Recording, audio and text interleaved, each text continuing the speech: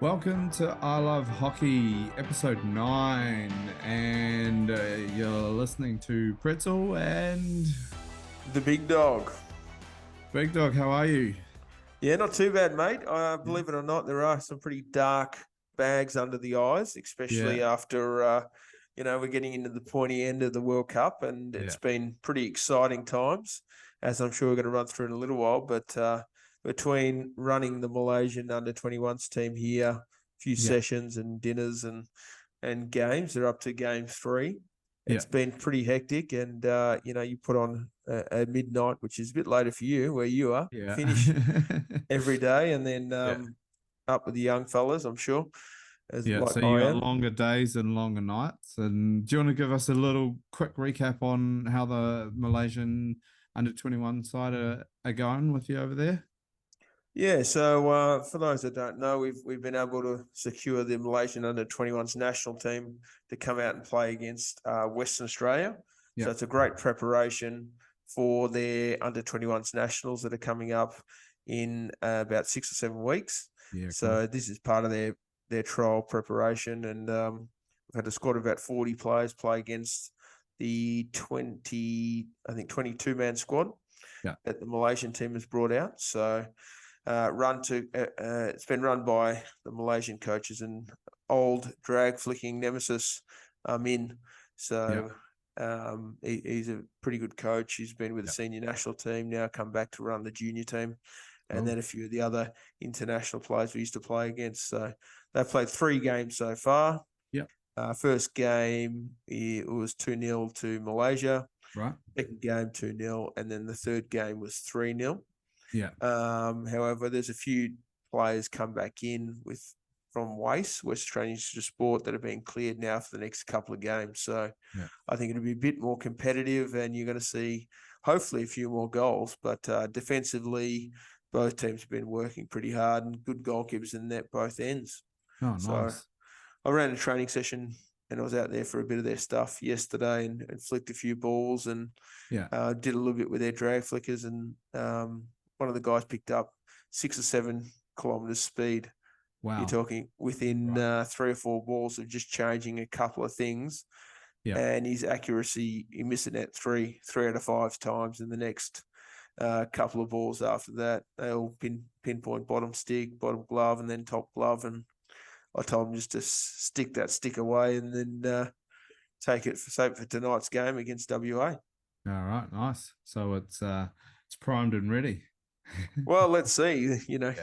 It's one of those things. You'll probably have a few corners and not score, and then think about it. But Yeah. no, all pretty exciting, mate. I think it's a great opportunity for our players, and Yeah. then you'll have 5 or 6 guys that'll be in and amongst competition, or amongst the group for the Junior World Cup.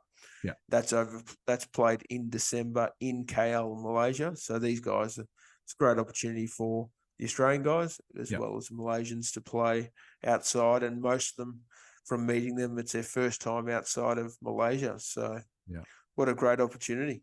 Yeah. Definitely. And it's great for them to be able to have that, like you said, have that opportunity and that extra exposure outside of Malaysia. And how many games have they got left? So we're halfway point now. So there's Yeah. 3 more. There's tonight, 5:30 p.m. Western Standard Time, and Yeah. then Sunday, which is a big one, obviously, with the World Cup final. But we'll touch that in a little while. Yeah. And then Monday's their final game. Cool. Well, all the So best to them. And any shout outs to a couple of the guys in there that are quite talented that you think worth watching out for moving forward? yeah, definitely. There's a guy called Cam Geddes Yeah. and Brodie Foster for the West Australian team. Yeah. Cam's big guy, been part of the Junior World Cup squad. He's quick, he's fast. Yeah. Looks like he's not moving at all, but he's flying along. Yeah. He's got a good overhead and also a drag flicker. So Yeah. I've done a bit of work with him. And then Brodie Foster is a striker, and I think those that watched the KO goal of him diving along and hitting it from the baseline in one-handed, Right. that's Brodie Foster. He's also a good drag flicker and Yeah. part of the waste program. So there's defender and a striker worth watching. And then Malaysia, there's quite a few. Just Yeah. just the way they play. They're short and sharp, and the way they change direction has been testing a lot of the Australian or West Australians. Yeah. So that's a great opportunity for them to see the difference in the level and the speed. So Yeah. I don't know that I know the players have been enjoying it, but seeing some of the parents, I think they've been enjoying it maybe even more. Oh, it's good, really good to hear. Maybe we might be able to get one or two of them on a podcast after it's all done and dusted, and get their perspective on having that experience and that exposure. Oh, absolutely! I think they'll love that. Yeah. So Let's, diving in, mate. yeah. Should we go back to Should we look at quarterfinals? yeah, Did we let's look at the touch on quarterfinals and some of these classification matches that also have been happening running in along? Rockella. Well, the 24th, which was a couple of days ago, we were lucky enough to have the Malaysian team play a game and then sit around and watch. And Yeah. that was a pretty intense, exciting game, Yeah. depending on which side of the fence you sat on. That was the Australia-Spanish game. I think Yeah. Australia snuck through. Yeah. What are your thoughts, mate, first?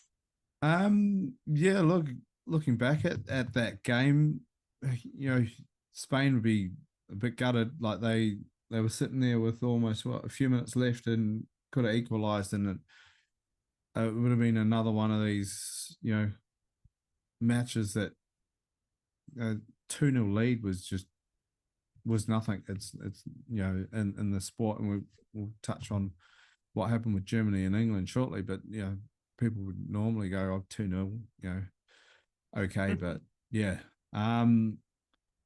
Interesting. I think Australia, it might have ruffled a few feathers. It'll be interesting to see how they play in the next quarterfinal.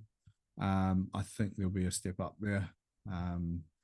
And yeah, Spain, I didn't, I knew it would be tough, but I didn't think they'd go that close. Yeah. Well, I thought it'd go pretty close. We had that discussion in the Hockey Western Australia offices. Yeah. One of the guys expected that Australia would steamroll, and I said, no, I don't think so. Yeah.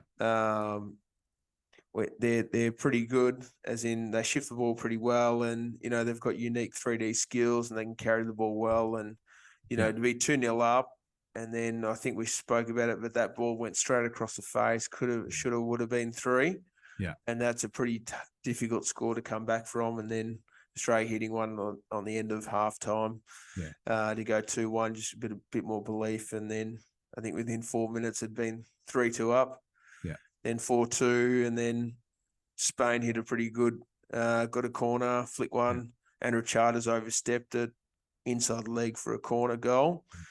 And then a stroke with, I think it was 3 or 2 minutes 30 to go, steps up. And interestingly enough, put it exactly where he had in the previous game. Looked body position, hand position.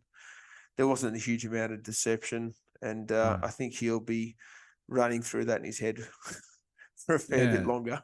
I think we talked about on a different episode there is that it almost looked like he went through the motions with that one as well. There wasn't it didn't quite look as sharp as it could have been.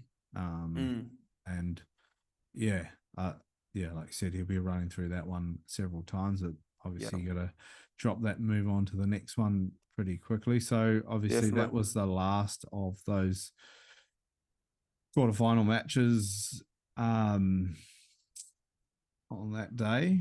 And and with the New Zealand Belgium game. Yeah, before that, New Zealand obviously going down 2-0, conceded quite early, and then I thought they were a little bit flat, but they just couldn't quite get through and make those circle entries like they were in some of their previous matches. And definitely, I thought they came home pretty hard though. Yeah, it's funny. So Belgium hit 2, throwing everything at it. Yeah, Belgium hit 2, and then you think, oh, okay, are they going to now put their foot on the pedal and score another, and then kind of put the game to bed? And they didn't, which left a few openings. I think Simon Child for me was one of the best players on the ground. Yeah, he cut through, made some pretty good drives in the circle, shifted some good 3D skills, a couple of good shots, and then all of a sudden they were, like you said, through the whole kitchen sink. Yeah. At it with all the water and all the piping And there were definitely opportunities. I know there was one there off the injection. Simon Child, went back and he was just outside that post, and he was watching yeah, instead of active, ready to play. And those ones any other day probably would have clipped it and up into the roof of the net. So not to be. No, that's right. Well, you make your own luck, and I think finishing, as we've seen throughout this whole tournament, really needs to be able to be a focus. And everyone does shooting practice and all the rest of it. I suppose it's doing it at a quicker speed and really making sure you hit the middle of the stick and get the ball on goal. Because as you can see, there's been some corners, for example, in the Spanish Australia one, flicked at the goalkeeper. They're offset, off charges inside of his leg in the goal. So that's happened quite a few times. Of different teams as well. Yeah, and they're not always ones that will break the backboard. They're often, the little flicks or the little bobbly ones that are just hard to judge at that speed if you can connect with them and get, like I said, just get them going goalwards. Definitely. Yeah. Well, that knocked New Zealand out. So it's quite interesting that if you finish from 9 to 16, you get 2 more matches. Yeah. And if you don't, you're not. That's it, you're done. So classification games are quite interesting to see how that works. But obviously playing it across 2 different turfs and a fair distance apart, that they're then done. Yeah. So you shift on to the second one. That was an intense game, especially the first one, the English-Germany. What were your thoughts? Yeah, it was another one, like you said, that 2-0 lead. Just you thought England could almost have put one more in and closed out the game. Closed it out, made it really difficult. And being a Kiwi, I've seen Germany come and do that same thing. There's clips of that lead that New Zealand had, and they've done the same thing at the Rio Olympics with just minutes and seconds left. You just can't. 3 goals in 4 minutes. Yeah. In the previous Rio Olympics. Yeah, I was sitting in the Hockey WA Eastman Lounge all together with quite a few people, and we were talking through that exact game, and people that weren't aware of it, that I'm pretty sure they can now go and view it or look at it on YouTube after our conversation. 3 goals in 4 minutes and got them through to the semi-finals. Yeah. You could just see that level of belief in them was like, it's not over until that final whistle goes. And the English players, that when they get that roll on and that momentum, they are virtually impossible to stop.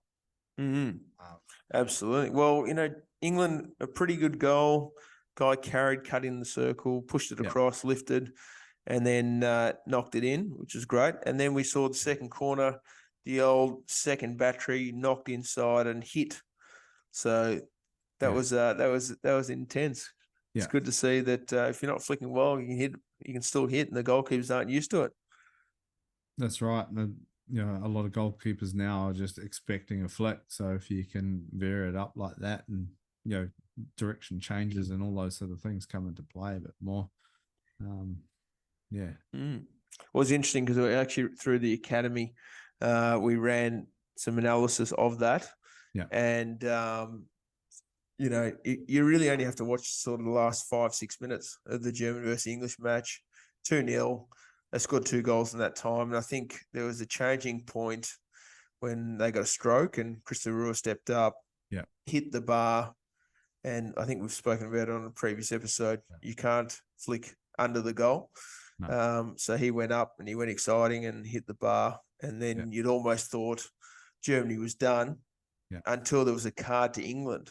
Now, I don't know if I don't think they showed it very clearly to start with, but you then look at it, the way the Germans shift the ball, and then you always knew they were going to come back and keep creating chances. Yeah, it got down to, what was it, 9 on 11 at one point. And it's really interesting, and I'm sure we'll talk about it in later episodes. Just the ability to stay composed and your mental attitude, and just some of the little things that you might do to slow a game down, but not obvious, or Yep. I just looked at some of them, like you said, they didn't show it too clearly, but some of them were just very, very silly, obvious mistakes that you'd be going, you're running those ones through your head again afterwards Definitely. as well. Going, Well, what I find interesting on that, so they broke down. Germany hit a nice goal, yeah, then got a stroke, obviously, and scored the stroke before it yeah, went to extra time. yeah, But these are the moments for those people listening and watching, I find really interesting, because they're the moments that you train for, and all of a sudden England probably had 8-10 guys that were passengers. yeah, So they'd been steamrolled. They weren't actually involved or participating in the game at all. And I find that really interesting, because nothing changes. no, So you can still push, you can trap, you can do all the skills you've been doing. You were just 2-0 up. yeah, And now all of a sudden, you're just sitting and waiting and tackling and throwing the ball away. yeah, And it's a big learning curve to make sure that it doesn't matter whatever minute or the score of the game, you're just going to keep playing. And, England are very good, and you watch them in the first half, the way they carried the ball, the way they made corners, the way they shifted the ball, the way they protected the ball. yeah, People were demanding it. It was great yeah, until it got difficult. yeah. And then as a coach, that's what you have to do in the training sessions to make sure that you get the most out of them.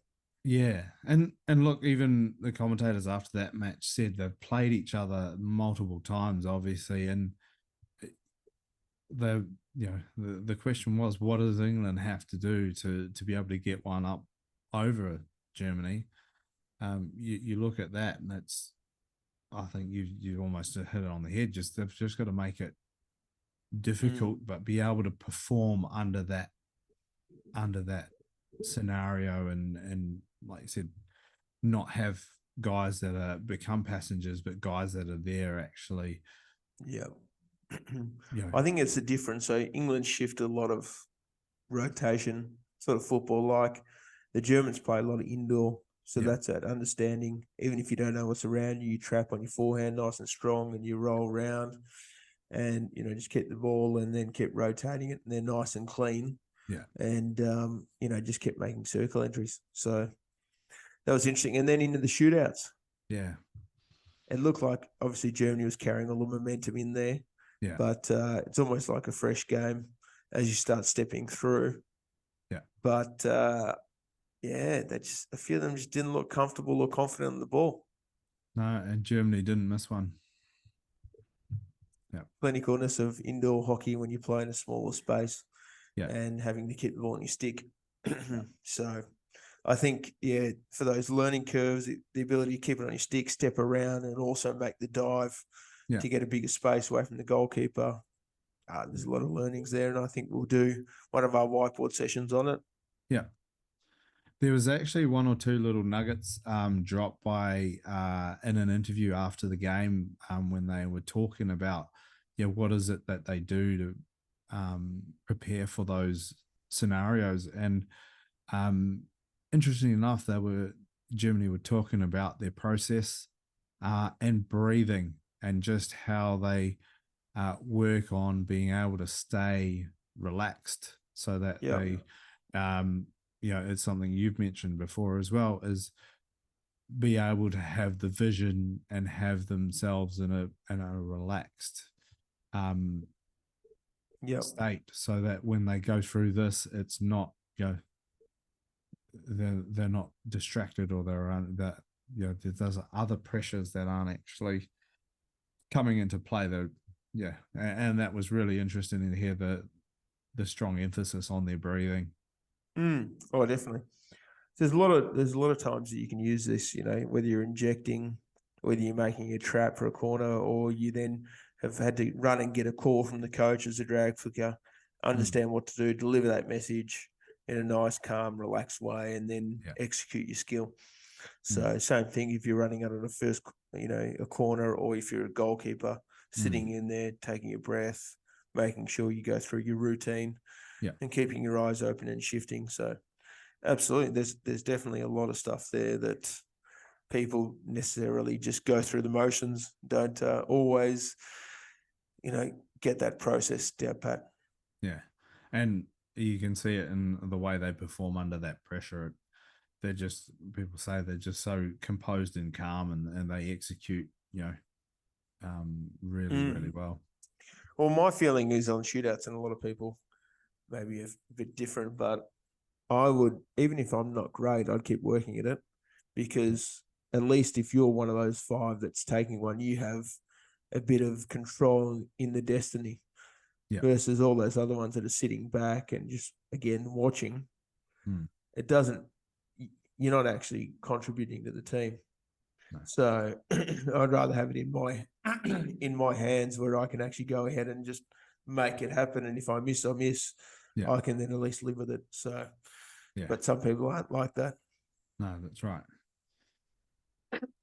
So from there, we had the Netherlands Korea match, which was the last quarterfinal. That was. I think the prediction, 5-1. I suppose this game had a few interesting things too. I don't know if you saw the umpire get hit in the head off the rebound.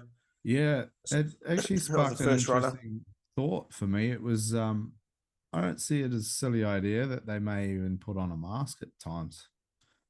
See, I think, I don't think you should be in that position. Yeah, where he was, he was sort of in between that marker and the post, and it didn't take too much of a deflection, but the speed. Absolutely. Well, we have spoken about Zhang, how he can flick a ball. Yeah. But that's a position where, as umpire management, you really want to look at. You can tell if someone breaks or you get a little bit further away. Saying that, you just need to watch the ball off the stick like anything. So accidents happen. The interesting thing for the rule is, let's say that did come off his head, unfortunately. I hope he's okay. I heard he did go in for surgery. So they took care of him pretty quickly. Well, obviously the facilities up there are pretty impressive what they put together. They said it's actually not far off site to be able to get him treated. So let's hope he's recovering well. Definitely. Well, the rule is, interestingly, if it hit him in the leg or off his head and went in the goal, it is actually a goal. Or if it hit him and fell in place for someone then to hit it in, it's a goal. So the play on effect is effectively like he's not there, even though he is part of the play. So I've had a few interesting ones. There's one I suppose I can talk about in 2000 or would have been 11. No, it wasn't. Sorry, 2012. We played in Melbourne Champs Trophy. Yeah. One of my New Zealand umpires that I knew quite well tore a hammy. Right. So I had to end up subbing him. And I made some pretty good news on that, which was quite funny. Because when you sub everyone else off, but then all of a sudden you're subbing the umpire. Yeah. So he was running a bit too hard, I think a bit too fast. And I remember being at that tournament. I think I remember seeing that. Might have to see if we can dig into the archives and find that footage. Yeah, I think we'll have to. But Netherlands looked pretty sharp. They shifted the ball pretty well, and they made some pretty nice goals. And the Korean goalkeeper still played pretty well. Like he was still one of the best on ground. A lot of shots on target. Saved some good balls going across the face. Yeah. So 5-1. It was kind of like they were in the match, and then the wheels kind of fell off. There was just that relentless pressure of the Dutch running it and a few breakaways. And so I think Shin's men in Korea did pretty well. Yeah, definitely. But nevertheless, I don't know where they'll end up, but 8th, whatever which way it works. But I think the game was pretty hot, and I think it'd be good for the Dutch hitting a few goals leading into the semi-finals. Yeah, I think, like you said there, it gives them a bit of confidence in terms of knowing that style that they're playing, and moving forward, I think those goals are going to be valuable for them in terms of the way they start pulling out absolutely into some of these tighter matches, and creating those opportunities and converting. Well, we did have that discussion about who we thought the top four were. Yeah. And funnily enough, they're the top four in the world at the moment. Yeah. Being Australia. So we into the semis, Australia versus Germany, which is effectively 1-4. Yeah. And then Belgium versus Netherlands, which is 2-3. Yeah. So do you think they could have saved themselves some money and just started there? Maybe an injury or two as well. No, exactly. No, I think it'll be some world class semi-finals, and I'm pretty excited about them. And before we touch them, should we touch on the Rukla matches, the relegation or not relegation, classification ones? Classification. Yeah. So well, first game, did you manage to relegation? catch that some one? of them may end up with relegations in their rankings, so we'll see how they go. But yes, I'd say a few definitely will. Where do we go? South Africa Malaysia. Yep. Did you watch that one in the end? I caught some highlights. South Africa 6-3. Yep. Yeah, look, I think we've said along they're skillful, they're fast. I think they're at a point now where there's a certain amount of pressure off, but there was some really nice play through there, through the way that they played, and they scored twice, very quickly. They did around the 40-minute mark. So, yeah, it was close for a little while, and then just kind of broke out. Yeah. The pitch looked like it was super hot. South Africa, the guys up front broke really well, hit some pretty good Tonga goals for deflections, which was pretty impressive.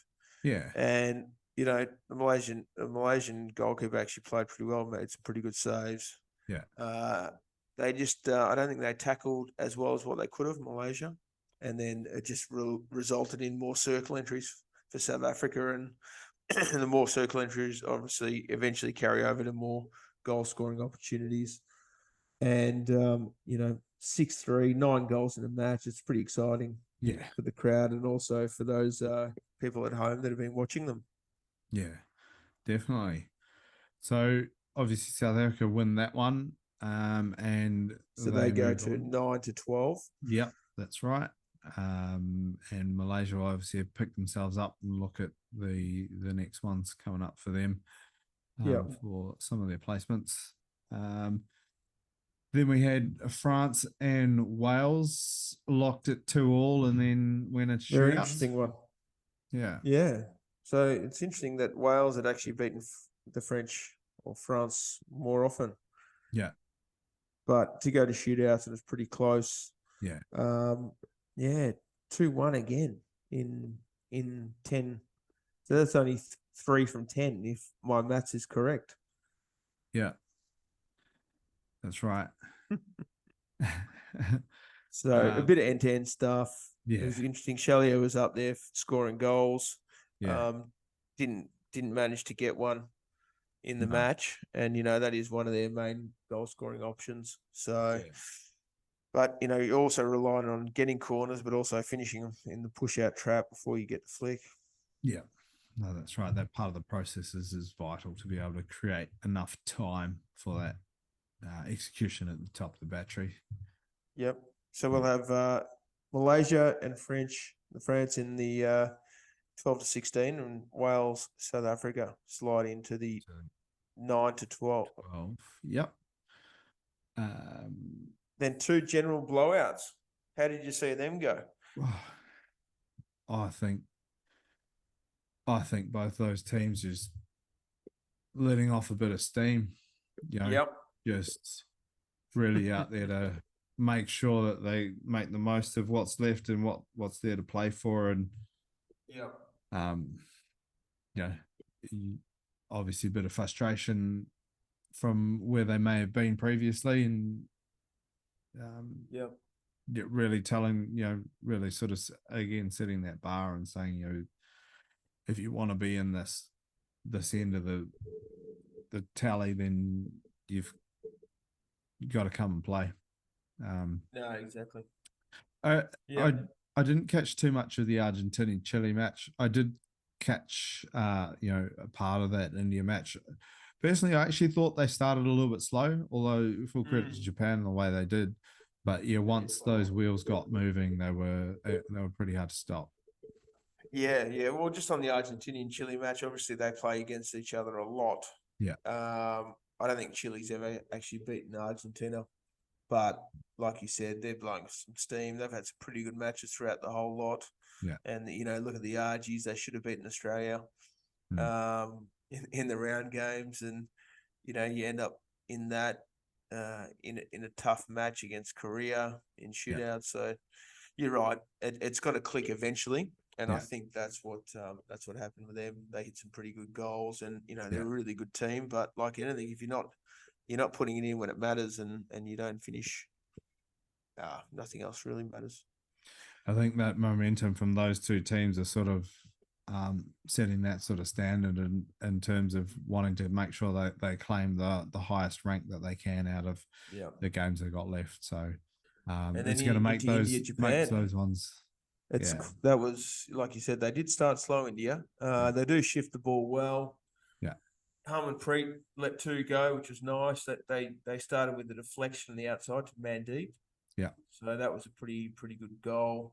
And I think that's just a bit of a change because previously under when I coached them, talking, they flicked really well. They knew what they were doing. They had a different drag flicking coach come on, yeah, which I was a little bit surprised about. yeah, But yeah, they didn't. They've had a lot of corners for not enough result, as some would say. yeah, So they turned that around for this game, which is great. yeah, And Japan, just towards the end again, the wheels fell off. Just the disconnect. A lot of people watching, and mm, it is hard when you're 3 or 4 goals down. But what you don't want it to do is blow up yeah, into the the way it did now. And, yeah. That's and right. 8 goals is tough to Yeah, handle. But then also you got to match it up and come back and play again. yeah. No, that's right. So, And then you look at that back half of that game and the momentum that they just created. Like you said, it's you want to stop a blowout, but then you also want to. Yeah, it's a hard one to yeah. break. Yeah, We had Vivek. It was good to see Vivek come out of the gates in the midfield, and he played really well. mm, Harman shifted the ball. Manpreet took the game on. yeah, So there was quite a few different things for the guys that they played a lot freer. And yeah, obviously you play freer when there's not as much pressure, but yeah. the crowd was full. Yep. So there's still that support and the love for hockey, which is great. Which was awesome to see. Yeah, no, and in a previous episode we had Piyush Kumar Dubey talk about that. People were saying, oh, they're out of that sort of top 8 and people won't turn up. But that just goes to prove what he had to say to us about the love for the game and where it's at the moment. They're out there to support India as much as they can, but also they're right there to watch some of the watch the world's best do what they do. Absolutely. So we look at 13 to 16. We'll have Chile, we'll have France, we've got Japan, and we've got Malaysia. Yeah. So our positioning from 9 to 12: South Africa, Wales, India, and And Argentina. Yeah. Yeah. So there's still another round of games for those guys to play through for Mm-hmm. classification placing, and we wish them all the best. Yes. And coming up today, exciting ones. Definitely. First up, First 7 up. p.m. we've got Perth Standard Time, and Yep. And 9 o'clock in Brisbane. and 10 o'clock on the east coast of Victoria, Yeah. and New South Wales or Eastern Standard Time. So we're looking at Australia, Germany, first semi-final. What do you think? Yeah. I think Australia will, like we've said, in a previous episode, I think it'll be Australia, Belgium through to the final. So I think Australia would have looked at what Germany did in their last match. And I think it will be close, but I think they'll close it out and not actually have to go to shootouts. and they'll take that lesson from exactly what happened in that Spanish match as well. So I think you'll see all teams in these semis again. It's got to win this one to get through to the big dance, but I think you'll see a step up in the way that they're all playing as well. So you're going Australia? Yeah, going Australia. And a score? 3-2. 3-2. Okay. Yeah. I'm going to go Germany. Yeah. Just because you've gone Australia. I think the biggest battle for the competition for the game will be the strikers of Germany. Yeah. Who are super fast. They can shift. Versus the defence of Australia that's had a few openings. Yeah. And they've shifted the ball pretty well and they've closed it up over that gap. Yeah. But if you let Germany hit 2 and get out in front, defensively they're pretty good. Yeah. Although saying that when you saw England do it. So yeah. I think there's going to be a fair bit of competition through the midfield. Yeah. Both midfields are pretty good as well. So there's going to be a lot of end-to-end stuff. Yeah. But I think under pressure, I think Germany are going to have a bit more ball control. Right. And I'm going to pencil them in. I don't think Palliat scored a goal yet, or enough goals. So let's. I think he's due one. So yeah. He'd probably be saying he's probably due more than one, but yeah, we'll see. So that's a competition. We'll see who gets right on that one. Yeah. And then this is Battle of Europe, mate. We've got Belgium versus the Netherlands. Yes. Yeah, I think Belgium will get through. It will be close. I reckon it's a 2-1 scoreline. Like I said in a previous episode, I'd like to see Belgium go through and actually go back to back. Just their consistency over some of these major tournaments over the past years is, you can really see the depth in the players, but also that coaching team. And I reckon they've got a couple of gears in there to step up into, and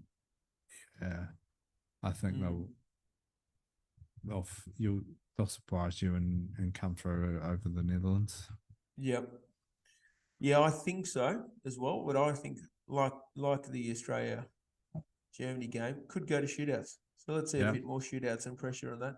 Yeah. I think the Netherlands haven't been tested yet, really, or put under a huge amount of pressure throughout the whole tournament. Right. So I'm intrigued to see how they're going to come along. Yeah. I think Belgium pretty sharp. Yeah. My question is whether they're going to have as much firepower in the PC department. And I know Boon's there, Leipart's there. Yeah. But again, they haven't flicked a huge amount. They've got some pretty good players. I think it's going to be quite a tactical game and a lot of run and free flowing. Yeah. But I think Belgium is still going to get up. So Belgium Germany final for me, and you're getting a Belgium Australian final. Yeah. I think you'll see these last few matches, you'll see the stats in terms of circle entries and shots on goal and conversion rates starting to tighten up. It'll be really interesting to see how well these teams pick up in those departments. Fantastic. Well, it's some exciting times ahead and a lot less sleep like we have been for the last 2.5 weeks. So thanks Hockey India and FIH for putting on such a wonderful show. Yeah. This is I'm the big dog, and this has been episode number 9. Geez, we're ticking along. We've got a lot of people lined up. I just don't even know how, between all this hockey and excitement, that we can even fit anything else on in our lives. But I'm plus all the other things we want to bring in, like content and a bit of coaching and all the rest of it. So it's going to be exciting space to watch once this World Cup's over. Definitely. There's going to be a lot of things to tick along, and there's going to be a lot of learnings for a lot of people. So it's exciting times ahead, and I hope you enjoyed number 9. I know I did. Always talking hockey with Pretz. Yeah. There's a lot of great stuff. I'm the big dog. Enjoy the game tonight.